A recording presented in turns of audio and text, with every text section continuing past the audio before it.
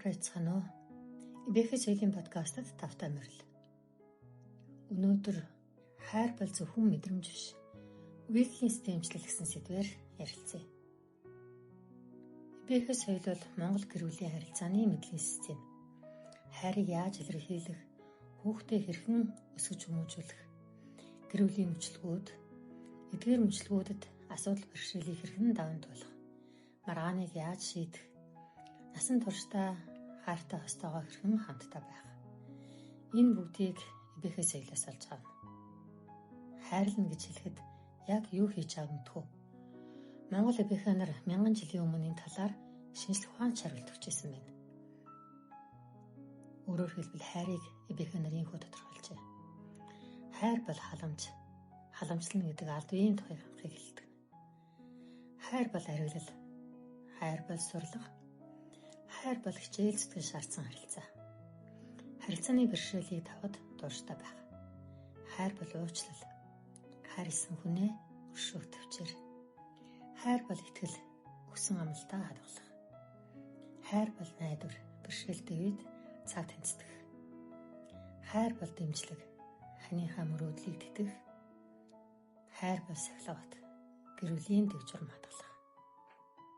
Анзаарч байвал энд нэг ч удаа мэдрэмж гэсэн үг байхгүй.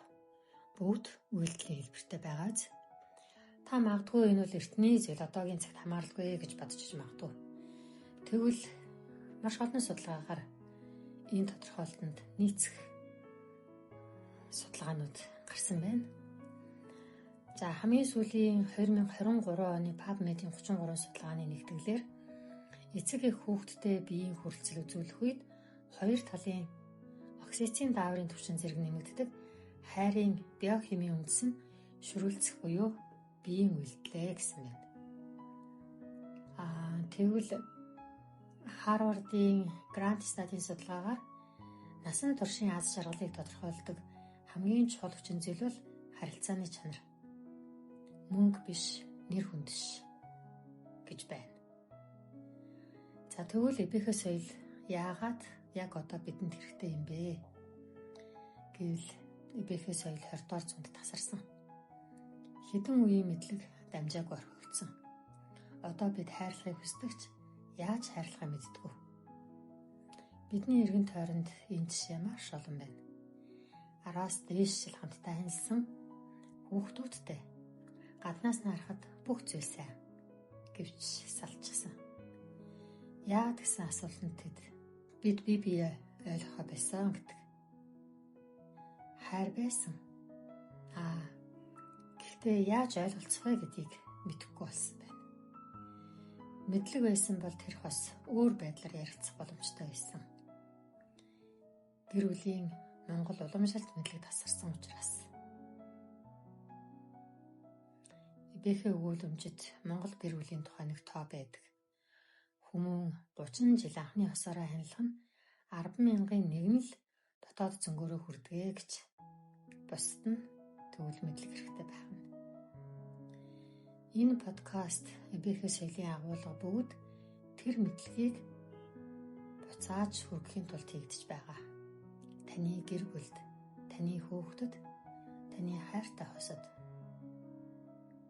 Өнөөдрийн энэ дугаараас нэг практик зүйлийг авч чадсан бол та үүнийг хэрэгжүүлээрэй.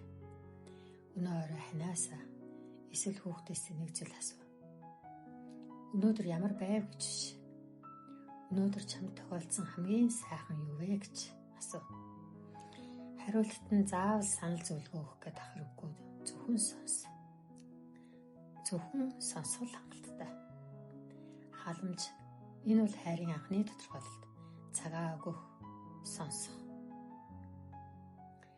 Дараагийн цурал дугааруудаараа бид яагаад гэр бүл салдаг вэ гэсэн асуудлыг задлж, гэр бүлийн мөчлөгүүд тэдгэрийг даван туулах эбэхэ мэдлэгээс хүргэнэ. Өнөөдөр бид нар эбэхэ нар хайрыг хэрхэн тодорхойлсон, эбэхэ соёл яагаад одоо хэрэгтэй вэ гэдгийг ярилцлаа. Нэг л зүйлийг санаарай. Хайр бол ухаан. Ухааныг сурчулна. Эбэхэ соёлын подкастыг сонссонд баярлалаа. Дараагийн дугаараар хамтдаа уулзъя.